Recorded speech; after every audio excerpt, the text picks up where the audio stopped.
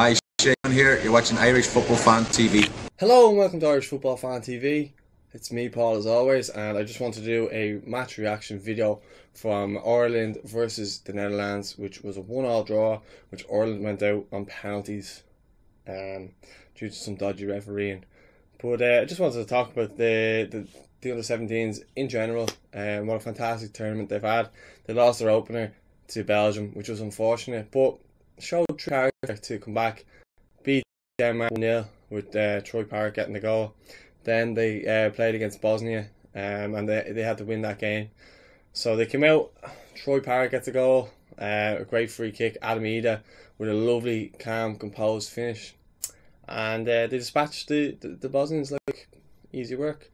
But then we're drawn against the tournament favourites, or one of, in Netherlands. And, you know, from all the coverage, everyone knew it was going to be a tough game for the lads. But for me, you know, from watching the first half, it was a really, you know, typical Irish performance in a good way. When we have our better games, I mean. So, like, just in terms of defensively, we were solid. You know, all around the park, everyone done their job. All our wingers, they tucked in when they needed to. They dropped back. They were winning tackles. You know, really fighting for the team's case. The only player who kind of really stood up top was Adam Ida. And, you know, I really like him as a player. I think he's got a good future in the game. And he's the type of striker that we're kind of lacking at the minute. We could use with someone, or we could use someone like him to in our lineup. Now, like, I'm not saying to pick him, but someone of his physique would be brilliant to have up with the likes of Shane Long, Sean Maguire type, running off him, whereas he can hold in the ball and in other players. You've seen in the game yesterday, he was on his own a lot of the time, and he would get the ball in, and he was holding it up, and he was pushing people off. And I'm not for any means, or by any means, saying that he should be selected in the senior team. No way, not yet. But I'd say go away, let him develop, see how he progresses, and maybe look at that one in the future. But he looks a really good player, and just, you know, a lot of the players all around the pack. Collins at the back, then you had Ledwidge, I thought was very good as well. Max Murphy, all these players look really well, as well as Tyreek Wright. And in the first half, I thought Tyreek should have had a free kick in their half. He got in behind the defence. It was a lovely bit of counter-attacking play. He gets in behind the defence, and he gets taken down by the ref, and the ref gives nothing. Again, you know, I thought we limited Holland to a number of small chances.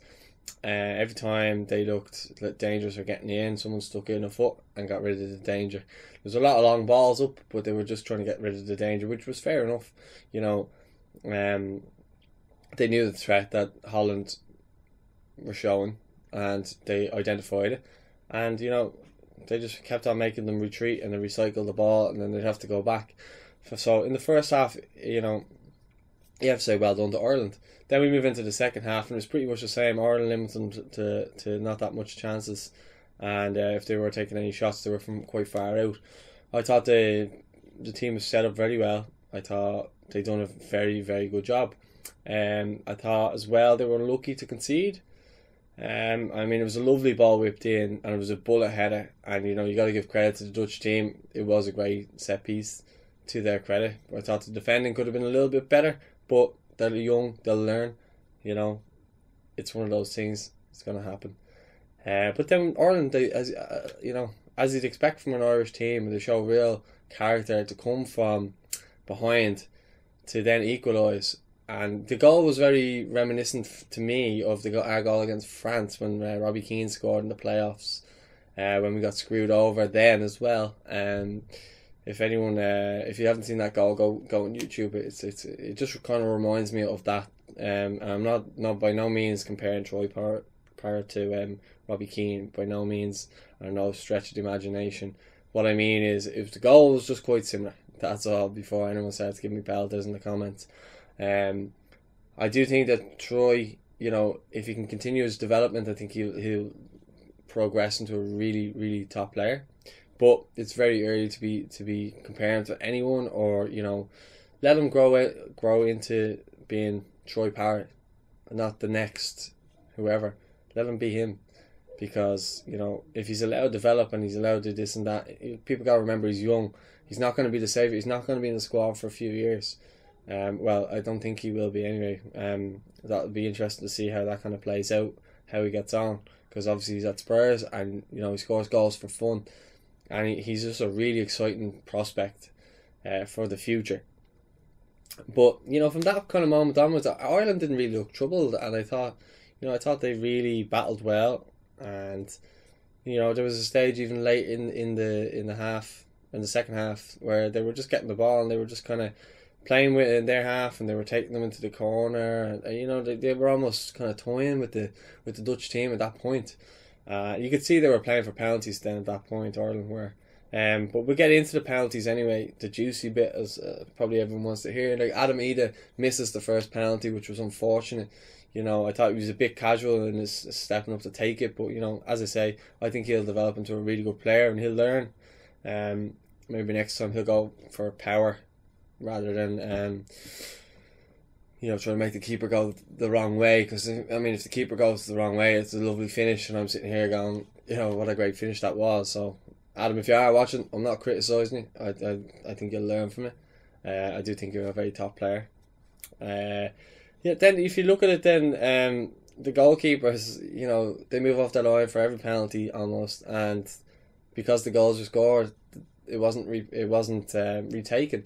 So their keeper did it every single time, and only before our players scored that, you know, none of them were retaken. Then we get to the last penalty, and there's top scorer and captain steps up, and Jimmy Corcoran makes an unbelievable great save, and you know, he moves his feet a tiny bit to the right as the player's running up to take the penalty. You know, I just thought it was an absolutely outrageous decision, and in all my years of watching football, I've never ever seen anything like it. I just thought it was the most bizarre, stupid decision by a referee to send a kid off in an under 17's tournament for, you know, putting his foot forward and diving to save a penalty, which is his job essentially. And you never see any other keepers being penalised for that type of thing. The poor young fella has his head in his hands and is absolutely distraught. And you know, us as a nation, and I really thought that the whole nation, or anyone that was watching the game last night, or anyone who kind of followed it, really got behind the lads, and we're really, you know, it was great to see so many people, you know, tuning in and talking about it, and talking about our under 17s, because it's not really advertised. Our football teams are never really advertised. They're like our league and these type of things, which is really annoying.